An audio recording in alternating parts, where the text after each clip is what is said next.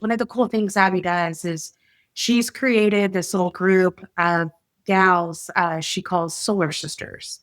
And when she goes, and not that she's not like, I don't know how she does it all. I don't know. She's got Abby's goals because she manages not only to go and be at these events and do all of this stuff in the background and keep everything together, but she intentionally brings groups of women together, and men are welcome to, by the way, to connect and have a couple of hours time that she could probably be in her hotel room, sleeping, resting, catching up on work. Yet she chooses to spend it with these women, and a lot of them are younger and newer to the industry. Abby, what made you want to start doing that? And what have you gained from that? What have you learned along the way? Yeah. It is, it is. So first of all, I love going to our events for all the reasons we've talked about, kind of being able to look people in the eye and catch up and hear what's happening in the industry and then hear what's happening in their families. But the first time I walked into, so I was not from the solar industry when I came here. And the first time I walked into one of our events, it like took my breath away how homogenous it was, right? Pretty almost all male, almost all white. And I thought, wow, this is I like legitimately I own this event. We are the owner of this event, and I am intimidated to walk in the door. And I thought, wow, if I'm intimidated to walk in the door, there's got to be other people that like have that same like take their breath away feeling like, okay, game face, let's do this. So it started with just these like gatherings in my room. The first like women's events I hosted, it's at the big RE Plus. We're literally in my hotel room. Like I would just like put out the word like, hey, room, whatever, 2702 in this hotel, Tuesday night at 8, come on by. And the first year there were like 10 women and then more women and then more women. And then finally we had to get like a space for it because it got to be a little wacky.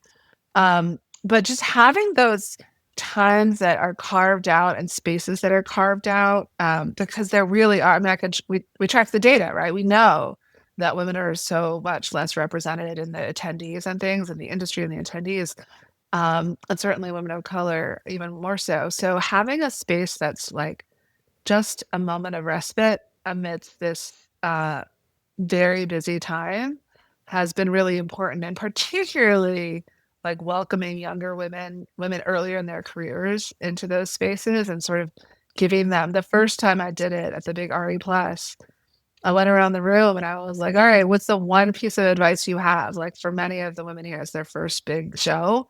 What's the one piece of advice you have? And some of it was very practical, like about shoes. Some of it was about networking. Some of it was about how to utilize your time, like so it's the most impactful for your career. But that advice is invaluable. And so I've sort of kept that um, cross section alive and tried to create more and more spaces where especially more senior women can share with more junior women. But I haven't done it in any way that's organized. And what about I'm like, there's no mentoring program, there's no bureau of speakers. Like, first of all, Rise does a great job, and I don't want to step on their toes. But two, people like me, it's too much. I don't have time. Like, I that is something I can't add to my plate. But I can show up for 2 hours, right?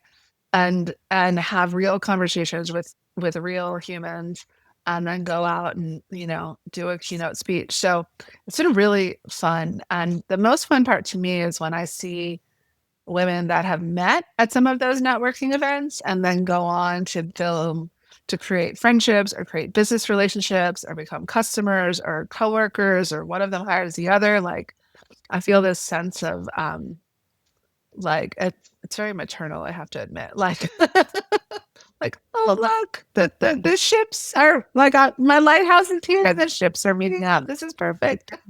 Yes. Well, and I think that like, we are I'm not gonna call us old, we are mature women in the Mostly. energy industry, right? Yeah.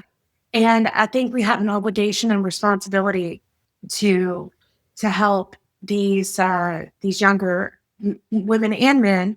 Hmm. 'Cause I really do just invest just as much in the men around me as I do the women. Hmm. And but I think that we have a responsibility to show them how to be leaders, show them how to be fearless, show them how to be authentic, Yeah. right? Yeah. And they want to come, and when you are a dominant driving force in your industry, they want to come be a part of whatever it is that you have going on. And it's so inherently special to them when you take 10 or 15 minutes and listen to what they're doing and try to give them that motherly love, right? In a career way, right? That's so important. We don't realize sometimes, because we are just our crazy busy selves running around, that what we have to say to those younger folks can It's be valuable. Yeah. life changing for them. It can breathe life into them. It can bring confidence into them when they need it to go do the next thing. And that is cool to watch. It's cool Yeah. to watch them grow. It's so Um, fun. I hosted a dinner, I don't know, in the last year, and we went around the room, and one of the newer women in her career said, she said, so I have a question. Like I got on my performance evaluation, my boss told me that I shouldn't be so nice. And I don't really know what to do with that. And you could imagine the more senior women at the table like lost their noodles. They were like, what? You got a performance evaluation that you said you shouldn't be nice? Like, what does that actually mean? And come to find out, like half of the women at the table had feedback from their supervisors about being too nice. And the conversation it led to was like, okay, what is the feedback we're being given, right? And what is the fear and what is the concern and like how do we handle it? And it was such a transformation. I mean, it was a transformational moment for me. People tell me all the time, I'm so nice, I'm so nice. And I don't know if I'm nice or not, but what happens is people often mistake nice for weak, right? yes. And the two get conflated. And so if that's what your supervisor is saying, like he or she is concerned about your ability to negotiate, like head to head with someone, that's a bit more actionable than you're too nice, right? So it was a really important conversation. And it was important for all of these younger women who were getting this feedback to hear how those of us that have been in the industry for 20, 25 years or been in the workforce for 20, 25 years, like the kinds of questions we would ask our supervisor if we got that, or the ways that we have responded, or like what you can push back on to actually get meaningful feedback as opposed to some sort of assessment of your character.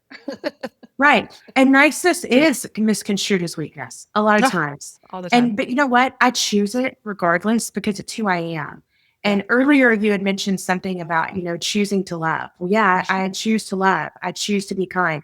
Has it made me any less effective as a landman or negotiator? No, Abby. I mean, I can still be a barracuda negotiator in a kind way. And I actually, I think the guys that are on my team, and definitely the guys at Deadly, yeah, but they know. I mean, I I can be kind and I can be loving and I can be nice, but I can also get my way. Right.